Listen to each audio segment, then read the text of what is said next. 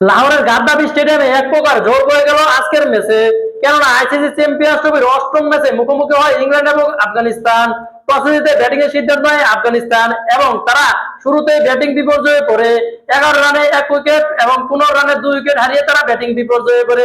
অপর প্রান্তে থাকে ইব্রাহিম জাদদান, তিনি একাই লড়ে গেছেন ইংল্যান্ডের বোলারদের বিপক্ষে এবং তিনি একাই আজকের ম্যাচের মুডটা ঘুরিয়ে দিয়েছেন এবং আজকের ম্যাচের ভাগ্যটা তিনি একাই ঘুরিয়ে দিয়েছেন।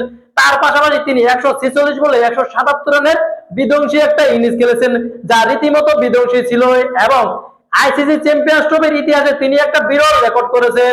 তার সাথে সঙ্গ দিয়েছেন শাহিদি তিনি 67 বলে 40 রান করেছেন এবং শেষ ম্যাচ মোহাম্মদ নবী তিনি অসাধারণ ব্যাটিং নৈপুণ্য দেখিয়েছেন।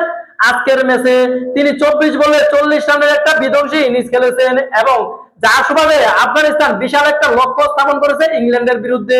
তবে আজকের ম্যাচের পুরো আলো কেড়ে নিয়েছেন ইব্রাহিম জাদদান, কেননা তিনি 146 বলে 177 রানের বিধ্বংসী একটা ইনিংস খেলেছেন। তার ইনিংসে 12টি 4 এবং 6টা 6-এর মার ছিলেন এবং তার স্ট্রাইক রেট ছিল 121.33। তার পাশাপাশি আইসিসি চ্যাম্পিয়ন্স ট্রফির ইতিহাসে সর্বোচ্চ রানের রেকর্ডটাও নিজের নামে করে নিয়েছেন তিনি। ইংল্যান্ডের বোলাররা আজকে তেমন কিছুই করতে পারেননি, কেননা বিধ্বংসী ভাবে ব্যাটিং করেছেন ইব্রাহিম জাদদান। তার পাশাপাশি শেষের দিকে ফিনিশিংটা ভালোই করেছেন মোহাম্মদ নবী। ইংল্যান্ডের বোলারদের মধ্যে আর্চার 3টে উইকেট নিয়েছেন এবং লিভিংস্টোন তিনি নিয়েছেন 2টি উইকেট, বাকিরা 1টি করে উইকেট নিয়েছেন। তবে আজকের ম্যাচের যে প্রধান আকর্ষণ, সেই আকর্ষণটা কেড়ে নিয়েছে ইব্রাহিম জাদদান এবং বিশাল এক রেকর্ড করেছেন তিনি, যার সুবাদে আফগানিস্তান বিশাল এক লক্ষ্য স্থাপন করেছে ইংল্যান্ডের সামনে। তো আজকের ম্যাচে টার্নিং পয়েন্ট আপনি কোনটিকে ধরবেন?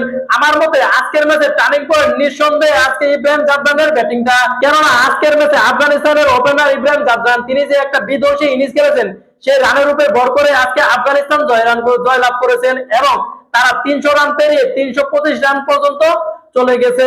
এই বিশাল এক সংগ্রহ করেছেন একমাত্র ইব্রাহিম জাদদানের যে বড় একটা সংগ্রহ, সেই সংগ্রহের উপর ভর করে।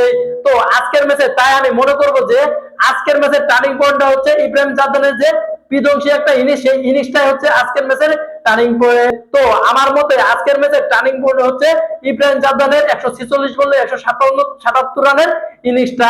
আপনার মতে আজকের ম্যাচের টার্নিং পয়েন্ট কোনটি জানাবেন কমেন্ট বক্সে।